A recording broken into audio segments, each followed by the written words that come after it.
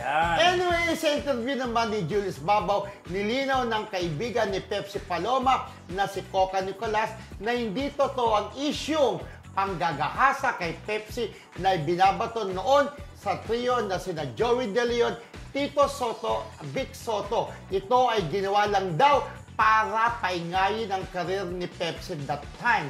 Samantala, uwian na, may nanalo na. Iginawa na kasi ng korte sa TVJ ang Eat Bulaga trademark, kaya naman halos lahat ng fans ay napaluha sa tuwa nang i-announce nila ito noong Biyernes.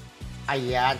Ito po, para po sa kalaman nyo, during 80s po, sikat na sikat po si Pepsi Paloma, si Coca Nicolas po, as sexy star. Alaga po sila ng isang namayapang manager. Correct. So ngayon po, dahil sa kasikatan po ni Pepsi, na balita po na ni-rape daw di umano ng tito ni Vic Soto tsaka ni Joey, di ba? Yung gano'n. Basta yung gano'n. Di umano. Di umano lang. Pero yun nga pa, kasama pa, involved pa yung isa nilang kaibigan. Pero hindi pa rin po napapatunayan na totoo yun, yung mga bintang-bintang. Pero ngayon po, nagsalta na si Coca Nicolas. Ito rin po ay isang sexy star nung 80s na sikat din.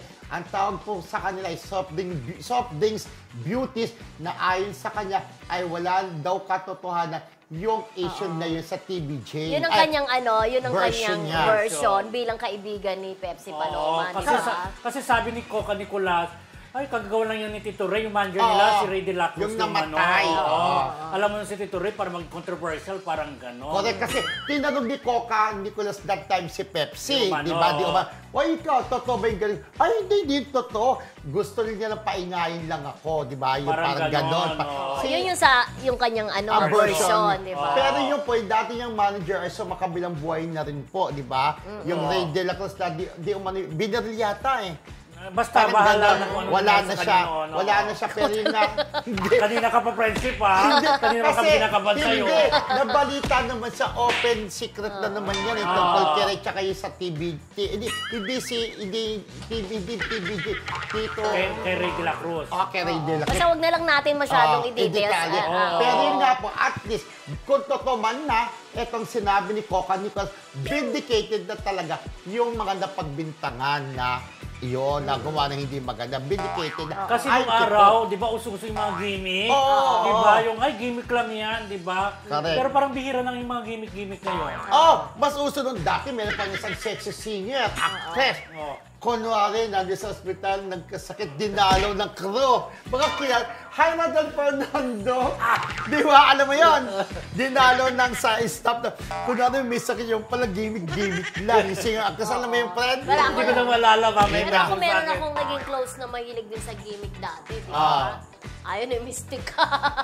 At saka mga sexy stars doon, kanya-kanyang paanda. Di ba ikaw nagkakalaki yung malaking bobchina? Paano may ginimikan? Talagang pinag-usapan yung laking bobchina, di ba? Basta kung may mga issue na dapat na nababagay sa kanya na yung gagawa mo talaga ng issue di ba? Yung pag-uusapan talaga. Magaling ka naman sa tinatawag na publicity slut ang kaibigan Roldan, di ba? Yan. Siyempre, happy naman din tayo, di ba? Sa kumbaga ay yung Eat Bulaga. Ayun na pala. Diba? At marami po ang masaya dahil naibalik doon talaga sa talaga original. Di ba pag kinakanta nila ngayon, buong-buo na yung Eat Bulaga? Dati napapalit ko, E-A-T Bulaga. Ngayon buo na dahil po sila yung nandalo. Dahil sa pangalawang pagkakataon, nanalo na naman sila, di ba? At yung tahanang pinakamasaya naman. Hindi naman sa pag-ano. Parang hindi ba sa yung title? Oo nga eh. Oo, alam mo, to be honest, sabi ko nga parang dapat mag-isip pa ng mas okay, mas catchy na title. Siguro, na lang, biglaan, ganon. Oo, ewan. Kasi, parang hindi pinag-isipan Yung tahanang pinakamasaya, parang nandun sa part, meron yata silang segment na ganon O baka nagkanta, parang ganon. Sabi nga ni Kuya Romel, tahanang pinakamasaya, so yung tahanan malungkot. Tayo, malungkot yung tahanan namin. Kayo lang pinakamasaya. Joke lang. Pero nire-respected po namin kung yun ang feeling yung title. Oo. Pero sana po, this is yung just an mga opinion.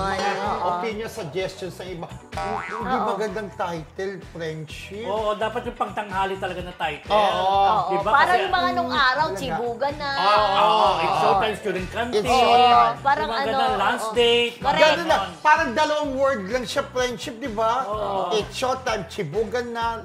Parang ano, very luma yung tahanang pinakamasaya, di ba? Ang haba. Parang actually, para pong sitcom ang dating. Kung Ay, ganon. isipin mo. Parang- Pero Kasi feeling ko, inisip mo, babagoy Home pa nila Sweet yan, Home. feeling ko. Parang hopes po. Ayun, Pilipino.com.